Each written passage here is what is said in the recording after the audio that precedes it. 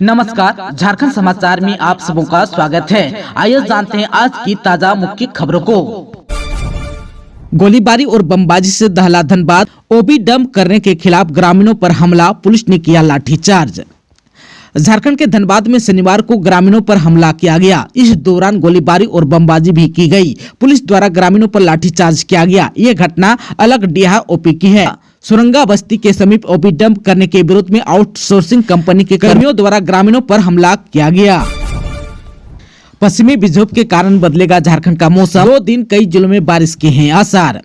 झारखंड में 4 फरवरी से मौसम का मिजाज फिर से बदल सकता है। आप सबको बता दूं कि आज 3 फरवरी से उत्तर भारत में पश्चिमी विक्षोभ बन रहा है। इससे 5 और 6 फरवरी को झारखंड के उत्तरी हिस्से में बारिश हो सकती है। वहीं 6 फरवरी को राज्य के उत्तर, दक्षिणी तथा मध्य हिस्से में कहीं कहीं बारिश हो सकती है। आकाश में बादल छाए रहने के साथ अगले 1-2 दिनों तक कुछ हिस्सों में रुक रुक कर बारिश हो सकती है। वहीं पश्चिमी विक्षोभ का असर झारखंड के कई हिस्सों में भी दिख सकता है। मौसम केंद्र के प्रभारी अभिषेक आनंद ने बताया कि पिछले 24 घंटे में राज्य में कई स्थानों पर घना कोहरा रहा। कई इलाकों में मध्यम दर्जे की बारिश भी हुई। वहीं बताया कि 4 फरवरी तक मौसम शुष्क रहेगा। अभी अगले 2-3 दिनों तक कुछ इलाकों में घना कोहरा दिख सकता है। उत्तर और मध्य राज्यों में न्यूनतम तापमान में कोई बदलाव नहीं होगा। वहीं दक्षिणी भाग में न्यूनतम तापमान में 2 से 3 डिग्री सेल्सियस गिर सकता है। वहीं 4 फरवरी से बादल हो सकते हैं, इससे न्यूनतम तापमान बढ़ सकता है। फ्लोर टेस्ट में शामिल होंगे पूर्व सीएम हेमंत सोरेन, ईडी की विशेष अदालत ने दी अनुमति। आप सबको बता दो कि पीएमएलए स्पेशल कोर्ट यानी कि ईडी कोर्ट ने झारखंड के पूर्व सीएम हेमंत सोरेन को फ्लोर टेस्ट यानी कि विश्वास मत में भाग लेने की अनुमति दे दी है। आप सबको बता दो कि आज यानी कि शनिवार को ईडी के विशेष अदालत ने ये आदेश दिया। आप सबको बता दो कि 5 फरवरी को चंपई सोरेन सरकार विश्वास मत हासिल करेगी। होटवार जेल में सामान्य कैदी की तरह रह रहे हैं पूर्व सीएम हेमंत सोरेन, पत्नी पहुंची मिलने। पूर्व मुख्यमंत्री हेमंत सोरेन होटवार स्थित बिरसा मुंडा केंद्रीय कारा में बंद है। वह वहां सामान्य कैदी की तरह रह रहे हैं। हालांकि वीवीआईपी होने के कारण उन्हें अपर डिवीजन सेल में रखा गया है। वह वीवीआईपी होने के बाद भी किसी तरह की कोई फरमाइश नहीं कर रहे हैं। वह सुबह को सामान्य नाश्ता किया, दोपहर के खाने में साग रोटी खाई। इससे पहले उनकी पत्नी कल्पना सोरेन भी शुक्रवार की सुबह उनसे मिलने पहुंची। वह थोड़ी देर उनके साथ बातचीत की। पत्नी घर से हेमंत सोरेन का पसंदीदा खाने की चीज भी लाई थी, उसे उन्होंने जेल में दिया। जेल प्रबंधन ने उन सारी चीजों की जांच की और उसके बाद उसे श्री सोरेन के अपर डिवीजन सेल में रखवा दिया गया। आप सबको बता दूं कि जेल मैनुअल के अनुसार वीवीआईपी कैदी को 3 सेवादार दिया जाता है। 3 सेवादार उन्हें भी दिया गया है, लेकिन हेमंत सोरेन ने जेल प्रबंधन से कहा है कि उन्हें सेवादार की आवश्यकता नहीं है। आप सबको बता दूं कि अपर डिवीजन सेल में किचन, अटैच बाथरूम सहित सारी सुविधाएं उपलब्ध रहती है। जेल प्रबंधन ने किचन में खाना बनाने में उपयोग होने वाला चावल, दाल, आटा सहित अन्य सारा सामान रखवा दिया है, लेकिन हेमंत सामान्य कैदियों के साथ बन रहा खाना ही खा रहे हैं। आप सबको बता दूं कि ईडी ने बुधवार को उन्हें गिरफ्तार किया था। गुरुवार की शाम उन्हें कोर्ट में पेश करने के बाद जेल भेज दिया गया था। उन्होंने जेल में 1 दिन और 2 रातें बिताई। सीएम चंपई सोरेन बोले, जनता की आशा आकांक्षाओं के अनुरूप ही काम करेंगे। झारखंड के मुख्यमंत्री चंपई सोरेन ने कहा कि हमें बहुत बड़ा दायित्व मिला है। हम राज्य की जनता की आशा और आकांक्षाओं के अनुरूप ही काम करेंगे। इससे पहले यहां के सर्वांगीण विकास के लिए पूर्व मुख्यमंत्री, युवा सम्राट, कर्मवीर हेमंत सोरेन ने जो काम शुरू किए हैं उन्हें हमें पूरा करना है। उन्होंने उतार चढ़ाव के बीच बहुत बढ़िया काम किया है। विकास की कई योजना शुरू की है। दूसरे राज्य ने भी कई कार्यों को अपनाया है। हेमंत सोरेन का 4 साल का कार्यकाल काफी बेहतरीन रहा। उनके बचे हुए कार्यों को तेजी से पूरा करेंगे। मुख्यमंत्री श्री सोरेन शुक्रवार को शपथ ग्रहण के बाद राजभवन और प्रोजेक्ट बिल्डिंग में पत्रकारों से बातचीत करते हुए उक्त बातें कही। चंपई की राजनीति की पाठशाला है जो दारी बूटो। झारखंड के नए मुख्यमंत्री चंपई सोरेन की राजनीति को धार करंडी के इमली चौक से मिली थी। 80 के दशक में करंडी का इमली चौक तत्कालीन सिंहभूम जिला की राजनीति का केंद्र बिंदु हुआ करता था। चौक के नीचे झामुमो का कार्यालय था, जहां चंपई सोरेन का ऑफिस था। हालांकि चंपई सोरेन का कार्यालय आज भी वहीं है। वर्तमान में ऑफिस कभी कभार खुलता है। करंडी स्थित इमली चौक को संथाली भाषा में जोजो दारी बूटो कहा जाता है। बताया जाता है कि 80 के दशक में इमली चौक की अपनी अलग पहचान थी। यहाँ तत्कालीन सिंहभूम जिले के मजदूर, दलित और शोषित की आवाज सुनी जाती थी। यहीं से उनके हक की लड़ाई के लिए रणनीति बनती थी। यहीं से हक की लड़ाई का आगाज कर अंजाम तक पहुंचाया जाता था। मजदूरों और आदिवासी मूलवासियों का शोषण और प्रताड़ित करने वाले इमली चौक का नाम सुनकर लोग भयभीत हो जाते थे। शोषित और प्रताड़ितों की आवाज इमली चौक तक पहुंचने पर हक मिलने की गारंटी मिल जाती थी। आरोपियों को वहां यानी कि इमली चौक में हाजिरी लगानी ही पड़ती थी। गोड्डा में मैट्रिक में 16,234 और इंटरमीडिएट में 11,817 परीक्षार्थी होंगे शामिल। परीक्षा 6 फरवरी से। गोड्डा जिले में मैट्रिक और इंटरमीडिएट की परीक्षा 6 फरवरी से होगी। इसको लेकर तैयारी पूरी कर ली गई है। मैट्रिक और इंटर की परीक्षा जिले भर में बनाए गए सेंटरों में होगी। मैट्रिक की परीक्षा पहली पाली में तथा दूसरी पाली में इंटरमीडिएट की परीक्षा आयोजित की जाएगी। इसको लेकर जिला प्रशासन द्वारा तैयारी की गई है। सभी परीक्षा सेंटर का मुआयना भी किया गया है। साथ ही सबों के साथ बैठक भी आयोजित की गई है। परीक्षा के सफल संचालन को लेकर कई जरूरी निर्देश सेंटर संचालकों को दिए गए हैं।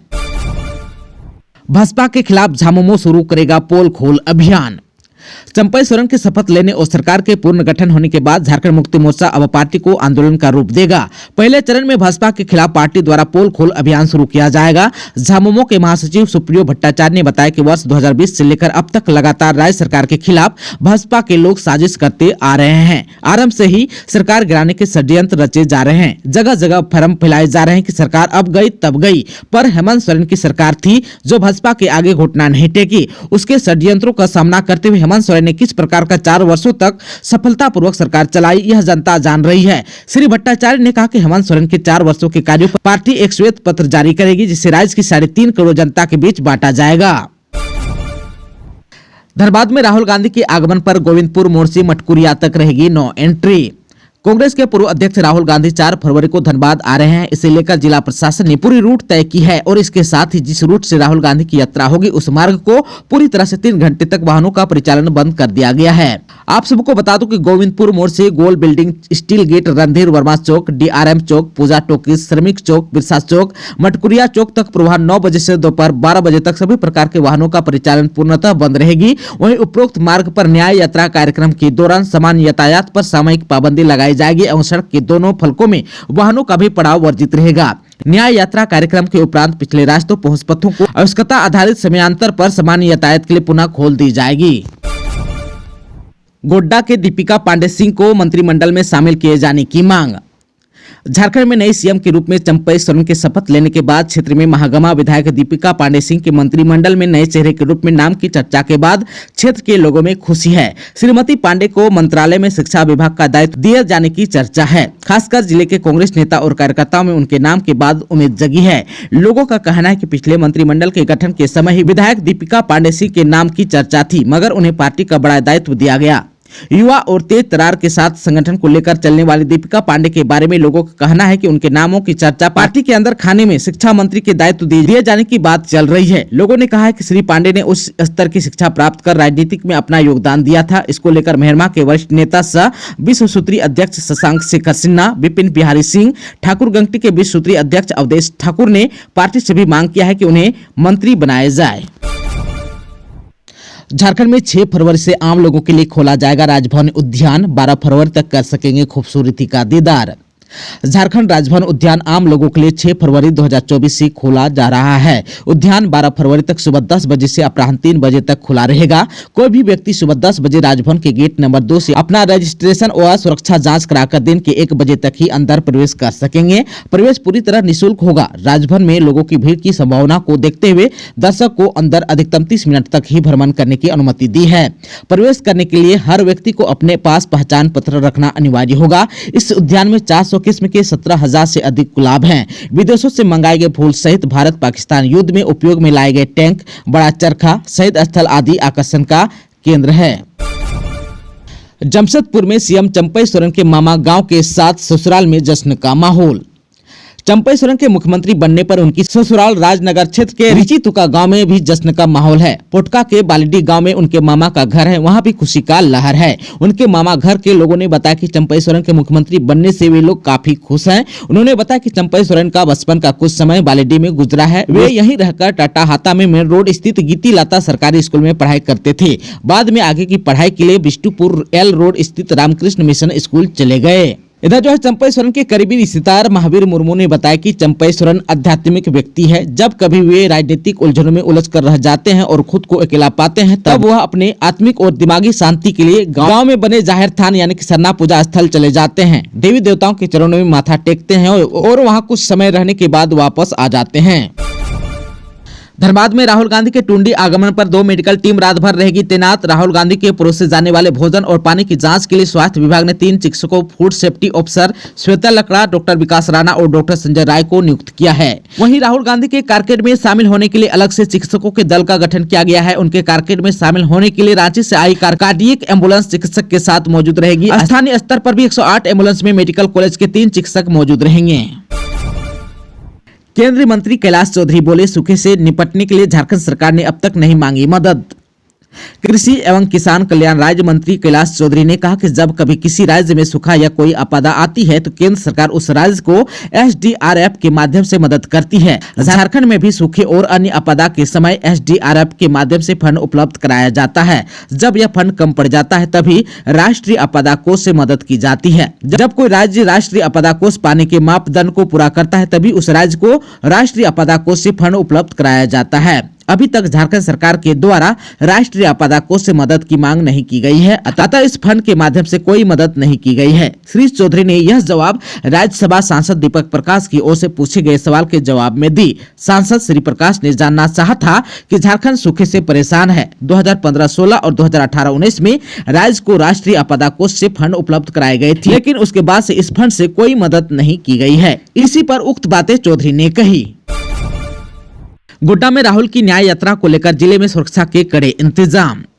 राहुल गांधी की न्याय यात्रा को लेकर जिले में सुरक्षा के ताबड़तोड़ इंतजाम किए गए हैं। इस बाबत संयुक्त आदेश में दंडाधिकारी सहित पुलिस पदाधिकारी को विशेष सुरक्षा व्यवस्था में लगाया गया है। राहुल गांधी की व्यक्तिगत सुरक्षा में पौनी चेतन बैरागी को स्वचालित हथियार के साथ ड्यूटी में तैनात किया गया है। साथ ही अन्य पुलिसकर्मी अत्याधुनिक हथियारों से लैस रहेंगे। इसके अलावा राहुल गांधी के कारकेड में जिले के पुलिस पदाधिकारी को प्रतिनियुक्त किया गया है। इसमें वार्निंग कार में सलीम खान, पायलट कार में पौनी प्रवीण मोदी, स्काट 1 और 2 में CRPF, स्पीयर कार में रुपेश कुमार कोठारी के साथ ही कारकेड में एम्बुलेंस आदि का भी इंतजाम किया गया है। कारकेड का संपूर्ण प्रभार जिला परिवहन पदाधिकारी कंचन कुमारी भुदलिया के जिम्मे सौंपा गया है। उनके सहयोग में MBI सहित महागमा SDPO शिव शंकर तिवारी को लगाया गया है।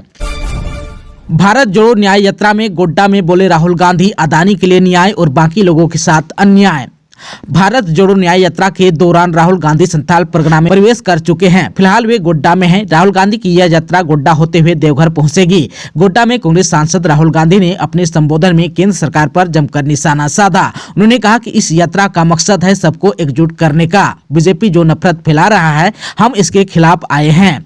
गोड्डा में अपनी यात्रा के दौरान राहुल गांधी जीप से ही लोगों को संबोधित कर रहे थे। इस दौरान उन्होंने कहा कि मैं पूरे झारखंड के लोगों से कह रहा हूं कि मैं सच आपकी बात सुनने आया हूं, चाहे वो मजदूर हो, किसान हो, आदिवासी हो या बेरोजगार युवा हो। जिन लोगों को अपनी बातें रखनी है वो यहाँ आए, मेरे साथ जीप पर बैठ जाएं और अपनी बातें रखें, बातचीत करें। मैं आपकी बात सुनने आया हूं, दिल से आपका धन्यवाद करता हूं। इस दौरान राहुल गांधी ने अदानी का नाम लेते हुए PM नरेंद्र मोदी पर निशाना साधा। उन्होंने लोगों से कहा कि जो आपकी पूंजी है वो नरेंद्र मोदी अपने मित्र अदानी को एक एक करके देते जा रहा है। उन्होंने कहा कि हम कांग्रेस पार्टी के लोग भूमि न्यायाधिकरण बिल लाए, जिसमें ये प्रावधान किया जाना चाहिए था कि अगर गरीब किसान से जमीन ली जाए तो पंचायत से और उससे पूछकर ली जाए। इसके अलावा उसे मार्केट रेट से 4 गुना अधिक पैसे दिए जाए। लेकिन प्रधानमंत्री मोदी ने भूमि न्यायाधिकरण विधेयक रद्द कर दिया। उन्होंने कहा कि हमने सरना कोड लाने की भी कोशिश की, उसे भी लाने नहीं दिया। राहुल गांधी ने कहा कि सबके साथ अन्याय हो रहा है।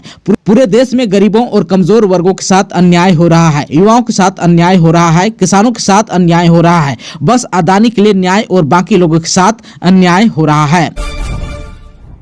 कोडरमा में 12 फरवरी से अनिश्चितकालीन धरना प्रदर्शन देंगे डिबरा मजदूर।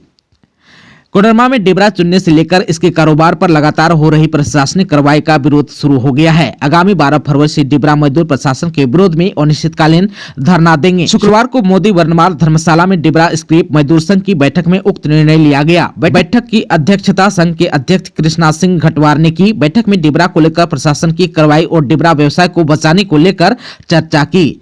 कृष्णा घटवार ने कहा कि डिबरा मजदूरों के रोजगार पर प्रशासन लगातार प्रहार कर रहा है। इस कारण डिबरा मजदूरों के समक्ष भुखमरी और बेरोजगारी का संकट गहरा गया है। JSSC कार्यालय घेराव और तोड़फोड़ मामले में 15 नामजद से 4,000 अज्ञात पर केस।